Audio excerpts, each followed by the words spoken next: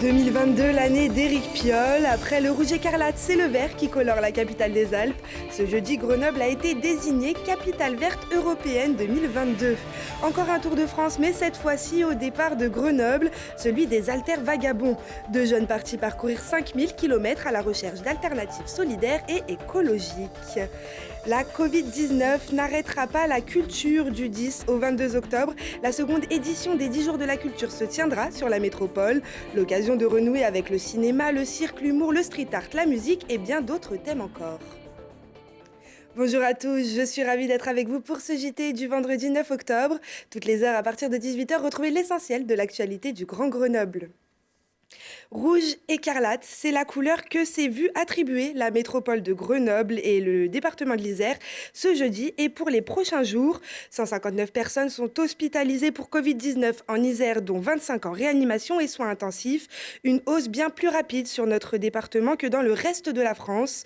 Le taux d'incidence dans la métropole est de 283 cas positifs pour 100 000 personnes. Il atteint 570 personnes chez les 18-25 ans. Le préfet a annoncé ce vendredi les nouvelles mesures prises sur le territoire.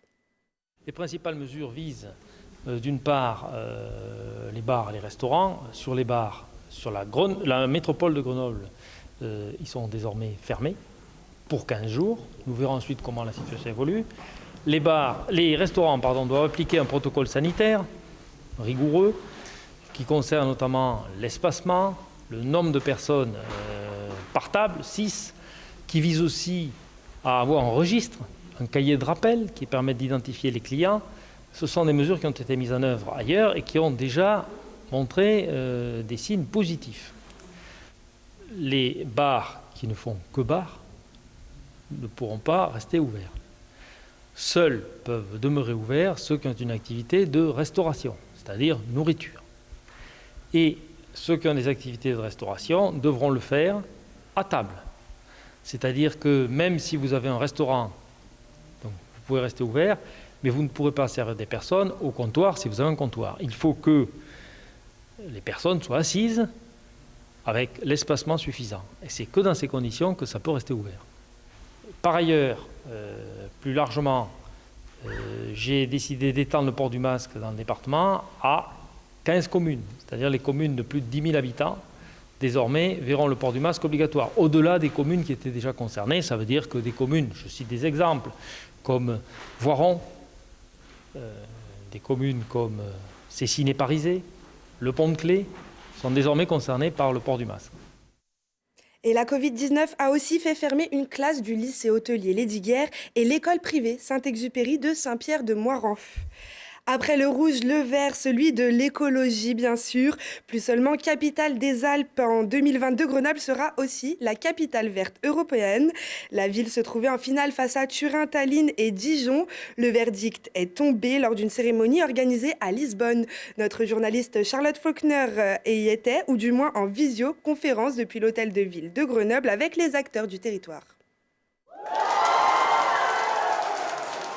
Capitale verte européenne 2022, cela fait maintenant plusieurs années que la ville de Grenoble visait cet objectif. Sur les 18 candidatures, le jury de la Commission européenne avait choisi 4 finalistes au printemps 2020, Turin, Tallinn, Dijon et Grenoble. Chaque année depuis 2008, elle décerne ce prix à des villes engageant des mesures dites exemplaires en matière d'environnement et de développement durable. Une véritable reconnaissance pour le premier maire écologiste de France d'une ville de plus de 100 000 habitants. Ce qui est sûr, c'est que ça fait plaisir. Nous sommes la deuxième ville seulement, après Stockholm, à gagner dès notre première candidature. D'habitude, il y a 2-3 candidatures avant de gagner, souvent 3. Et là, nous gagnons dès la première fois. C'est aussi la reconnaissance effectivement d'un engagement, d'une cohérence, d'un courage politique. Et c'est vrai que dans ces phases où on est un peu turbulé, chahuté, où parfois les résultats des élections ne se retrouvent pas forcément dans les éléments de gouvernance parce qu'on a parfois des situations politiques compliquées qu'il faut accepter, et ça donne du cœur à l'ouvrage. Ouais. Pour départager les villes candidates, la Commission européenne se base sur 12 indicateurs. Parmi eux, la qualité de l'air, de l'eau, la gestion des déchets, les mobilités, la gouvernance ou encore leur capacité à s'adapter et à atténuer le changement climatique. Grenoble avait alors obtenu les meilleurs scores, première ou deuxième position sur les 11 critères. Ça peut à la fois nous permettre d'être fiers, mais finalement de regarder l'avenir avec ambition et de se dire comment on amplifie ces transitions, comment on va plus loin, comment on y va plus rapidement, comment on y va surtout avec tout le monde, hein, en prenant ces contributions de tout le monde. Donc c'est un beau moment. On aura un an, une grosse année, hein, pour préparer cela. Et après, pour accueillir toute l'Europe ici, pour nous inspirer aussi de ce qu'ils vont venir nous porter comme message. Grenoble succédera à son homologue finlandaise Lahti, qui deviendra en janvier 2021 capitale verte européenne.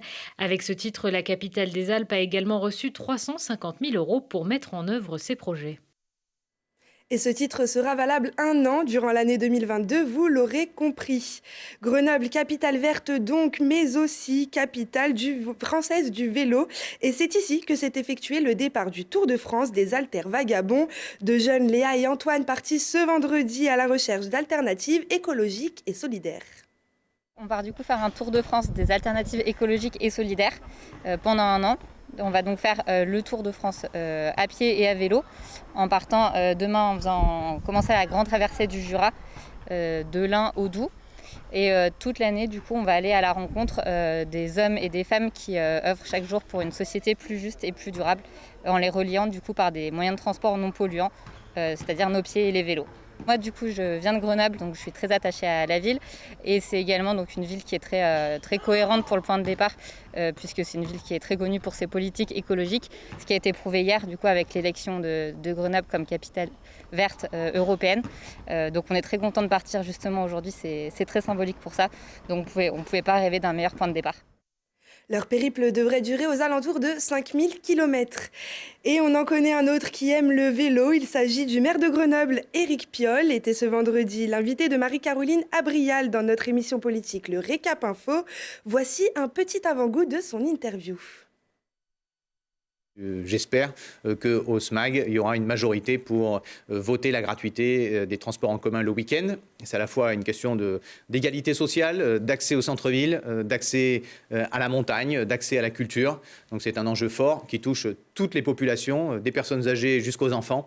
C'est un élément central de la politique de mobilité qui a été construit et discuté. Et ça a été fait aussi, parce que Yann Mongaburu, il a également porté ça à l'échelle nationale. Nous avons fait changer des lois. Nous avons porté le covoiturage ensemble auprès du ministère. Nous avons obtenu des choses et des changements légaux d'ailleurs dans bien des domaines et notamment dans la loi L'Homme. On se prive d'un talent, c'est regrettable pour des raisons politiciennes, c'est regrettable, c'est ainsi. Maintenant, regardons comment on peut avancer pour pousser au maximum tout ce qui a été choisi par les électrices et les électeurs le 28 juin et le 15 mars.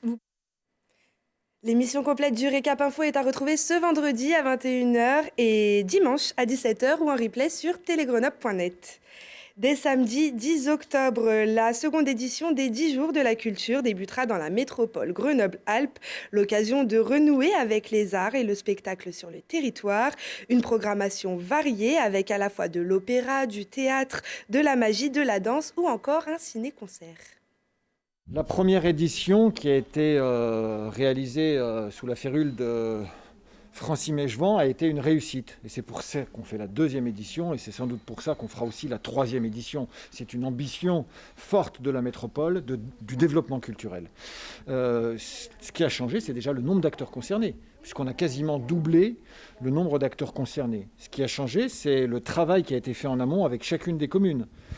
Travail de valorisation, de reconnaissance, des propositions culturelles qui sont faites sur tout notre territoire. Et puis ce qui a changé cette année, c'est aussi le Pass Culture qui va permettre pour un certain nombre d'événements, 15 au total, d'avoir une réduction sur le prix d'entrée. Vous savez qu'il y a 51 événements sur 109 qui sont gratuits, 15 avec des prix qui permettent d'avoir des réductions importantes et puis un certain nombre d'événements aussi qui sont des événements avec entrée payante. Et la programmation est évidemment soumise à l'évolution de la situation sanitaire.